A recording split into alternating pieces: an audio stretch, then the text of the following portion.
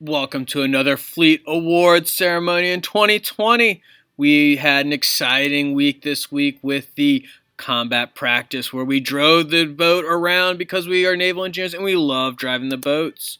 We are, of course, not abducting, but inducting our newest awardees into the Fleet Hall of Fame.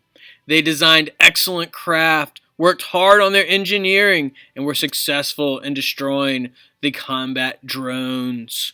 Without further ado, let us introduce Philly 2020 High School Competition Group number 16. Held on for a third place finish. It stood up.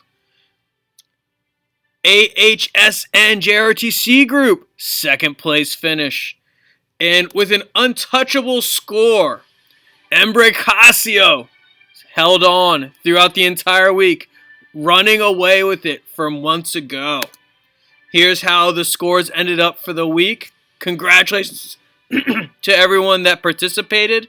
We really appreciate all the questions and all the hard work this week.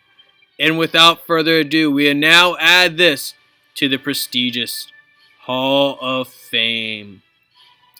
If you're jealous, and I hope you are, we have a new competition open that you can join this week.